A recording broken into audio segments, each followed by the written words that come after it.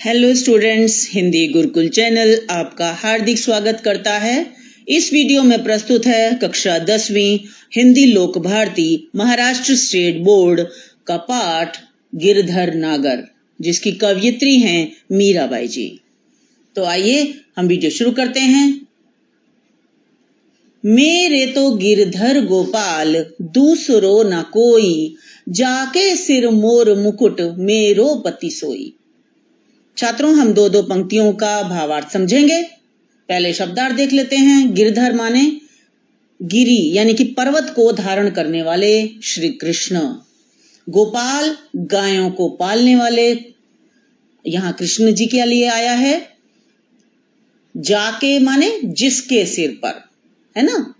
तो अब हम समझ लेते हैं। मीरा कहती हैं कि गोवर्धन पर्वत को धारण करने वाले, गायों को पालने वाले, गायों के पालक श्री कृष्ण ही मेरे सब कुछ हैं। श्री कृष्ण ऐसे हैं कि जिनके सिर पर मोर का मुकुट है और वे ही मेरे पति हैं, यानी मेरे सब कुछ, मेरे सर्वस्व श्री कृष्ण ही हैं। मेरे पति का मतलब है कि मेरे सब कुछ, है ना, मेरे सब कुछ हैं वे। छाड़ दई कुल की कहानी, कहा करी है कोई, संतन ढिग बैठ बैठ लोक लाज खोई। छाड़ मान दियो माने यानी छोड़ दिया है ना। कुल की कहानी माने कुल की मर्यादा, कुल की इज्जत। कहा करी है कोई मतलब क्या कर सकता है कोई। संतन ढिग, ढिग माने पास। लोकलाज यानी कि समाज की मर्यादा। तो यहां मीराबाई जी कहती हैं इन पंक्तियों में कि उनके लिए छाड़ दई, मैंने छोड़ दी है कुल की कहानी यानी कुल की मर्यादा। कहा करी है कोई, चाहे कोई कुछ भी कहे। संतन ढिग बैठ बैठ लोक लाज खोई, संतों के पास बैठ बैठ कर मैंने संसार की मर्यादा को भी त्याग दिया है। क्योंकि मीराबाई के समय में अगर कोई स्त्री पुरुषों के साथ, संतों के साथ बैठी है तो लोग उसके बारे में तरह तरह की बातें करते हैं। तो इस तरह से संसार में कुछ लोग उसकी बदनामी करने लगते हैं, उस स्त्री के चरित्र पर भी लांछन लगाने की चेष्टा करते हैं। तो यहाँ पर वही बात वो कह रही हैं कि संसार की मर्यादा को भी मैंने त्याग दिया है।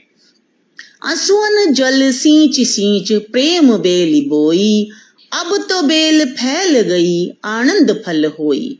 आंसुअन माने आंसू। आंसुओं के जल सींच सींच कर मैंने इस प्रेम रूपी बेल को बड़ा किया है, इसे बोया है। अब तो बेल फैल गई आनंद फल होई, अब तो यह प्रेम बेल फैल गई है और इसमें आनंद रूपी फल लगने लगे हैं। कहने का भाव ये है कि अब मेरा प्रेम तो इतना विस्तार पा गया है, इतना बढ़ गया है कि अब मुझे भक्ति करते हुए मुझे तो आनंद मिलने लगा है। ऐसा आनंद जैसा कि ये आनंद कहीं और नहीं है। मुझे इतना अधिक आनंद आने लगा है उनकी भक्ति करने में, उनका नाम जपने में। दूध की मथनिया बड़े प्रेम से बिलोई, माखन जब काढ़ लियो छाछ पिए कोई। तो मथनिया, मथानी को कहते हैं, जिससे दही को, दूध को मथा जाता है उसे मथानी कहते हैं। और आगे है यहाँ बिलोई, बिलोई का मतलब है बिलोना, है ना। तो वो क्या कहती, काढ़ लियो यानी कि निकाल लिया। छाछ, आपको पता है छाछ जो दही का बनाया जाता है, दूध को जमाया जाता है, उसका दही बनता है। तो दही के बाद फिर उसको जब बिलोते हैं, उसको जब मथानी से बिलोया जाता है तो छाछ बन जाती है, यानी माखन निकल आता है और छाछ रह जाती है। तो मीरा कहती हैं कि मैंने कृष्ण के प्रेम रूपी दूध को भक्ति रूपी मथानी से बड़े प्रेम से बिलोया है। मैंने दही से सार तत्व यानी कि उनकी भक्ति करके, उनकी भक्ति रूपी यानी कि प्रेम को मैंने, यानी कि माखन को निकाल लिया है। छाछ पिए कोई, और अब छाछ रूपी सारहीन अंश को मैंने छोड़ दिया है। यानी जब हम दही को बिलोते हैं, दूध को जमा कर दही को बिलोया जाता है, तो उसका जब माखन निकल आता है तो जो बाकी पानी सा बच जाता है उसे छाछ कहा जाता है।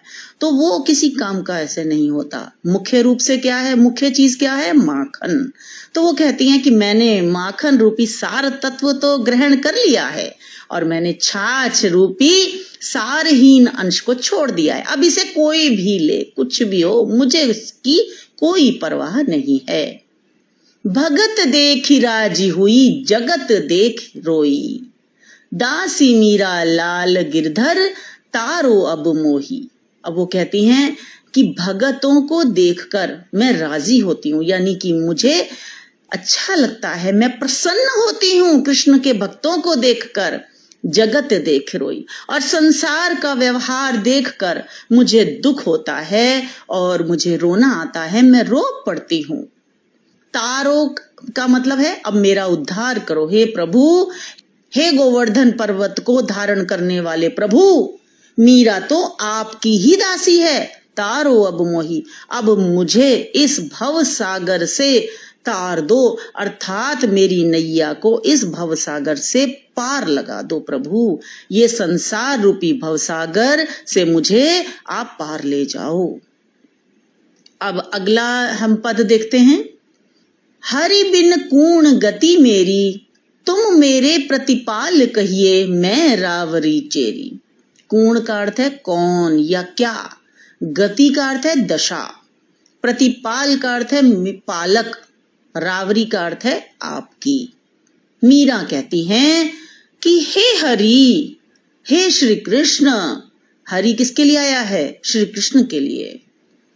हरि विष्णु को कहते हैं, तो विष्णु जी का ही अवतार है श्री कृष्ण, इसलिए यहाँ पर श्री कृष्ण कहा जाएगा।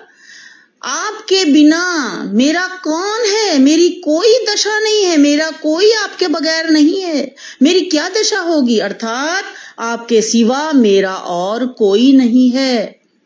आप ही मेरे पालन करता है, मेरा पालन करने वाले हैं, और मैं तो अपने राव अर्थात श्री कृष्ण की ही दासी हूं, मैं आपकी ही दासी हूं। आदि अंत निज नाम तेरो हिया में फेरी, बेर बेर पुकार कहूं प्रभु आरती है तेरी। वो कहती हैं हिया में फेरी, अर्थात हिया मन यानी हृदय, हृदय में फेरी माने बार बार आपको याद करती हूं। बेर बेर यानी बार बार, आरती का अर्थ है तीव्र इच्छा। वे कहती हैं कि शुरू से, आदि यानी कि शुरुआत से अंत तक, मैं हृदय में, अपने हृदय में, निज नाम माने अपने हृदय में, मैं तेरो हिया में फेरी, आपको ही अपने हृदय में बार बार रटती रहती हूँ, आपका नाम ही लेती रहती हूँ। मैं तो बेर बेर पुकार करूं, मैं तो आपको बार बार पुकारती रहती हूँ प्रभु, क्योंकि मुझे आपके दर्शनों की तीव्र इच्छा है। आरती है तेरी, अर्थात आपके दर्शनों की, है प्रभु तेरे दर्शनों की मुझे तीव्र आकांक्षा है, तीव्र इच्छा है। यो संसार विकार सागर बीच में घेरी, नाव फाटी प्रभु पाल बांधो बूढ़त है बेरी। वो कहती है यो यानी कि यह, बूढ़त माने डूब रही है, क्या, बेरी अर्थात मेरी नाव, है ना। तो अब यहाँ पे क्या कहती हैं कि ये संसार रूपी सागर, यो संसार माने यह संसार रूपी सागर, विकार माने विकारों का, दोषों से भरा हुआ, ये संसार रूपी सागर विभिन्न प्रकार के दोषों और विकारों से भरा हुआ है। बीच में घेरी, जिसके बीच में मैं घिर गई हूं। नाव फाटी प्रभु पाल बांधो बूढ़त है बेरी, इस संसार रूपी सागर में मेरी नाव फट गई है, अर्थात टूट गई है। हे प्रभु, आप जल्दी से इस नाव का पाल बांधो, है ना, अन्यथा यह जीवन रूपी मेरी नाव इस संसार रूपी सागर में बूढ़त माने डूब जाएगी। ये मेरी बेरी, ये मेरी नाव, बेरी करते नाव, मेरी नाव नहीं तो डूब जाएगी। बिरहणी पिव की बाट जोवे राख लियो नेरी, दासी मीरा राम रटत है मैं शरण हूं तेरी। तो अब देखो इसके अर्थ देख लो शब्दों के। पिव का अर्थ है पिया यानी कि पति, बाट का अर्थ है राह देखना, बाट जोहना राह देखना, बाट जो वे देखती हूँ, बाट आपकी देखती रहती हूँ, आपकी राह ताकती रहती हूँ। नेरी माने निकट। वो कहती हैं हे प्रियतम, हे मेरे प्रिय, आपकी यह विरहणी, विरहणी माने आपके विरह में, आपके वियोग में रहने वाली मैं, अर्थात मैं विरहणी निरंतर, है ना, आपकी बाट जोहती रहती हूं, आपकी बाट मैं देखती रहती हूं, अर्थात आपके आने की प्रतीक्षा करती रहती हूं, है ना। तो मुझे अपने, नेरी माने निकट, मुझे अपने निकट ही रखो। आपकी यह दासी मीरा सदा आपके नाम का स्मरण करती रहती है, नाम रटती रहती है। मैं शरण हूं तेरी, मैं आपकी शरण में आई हूं। अब हम तीसरा पद देखेंगे। फागुन के दिन चार होली खेल मनारे, बिन करताल पखावज बाजे अणहद की झणकार रे। अब पहले शब्दार्थ देख लेते हैं। अणहद का अर्थ है अंतरात्मा का अनाहत शब्द। छात्रों, ऐसा कहा जाता है कि आत्मा जो है, आत्मा में भी जब परमात्मा से मेल हो जाता है आत्मा का, तो अणहद नाद जो होता है, जिसको हम साधारण हिंदी में हम बोलेंगे उसको अनहद नाद, उस समय बजता है, तो उसके बारे में यहाँ पर अनहद कहा गया है ना।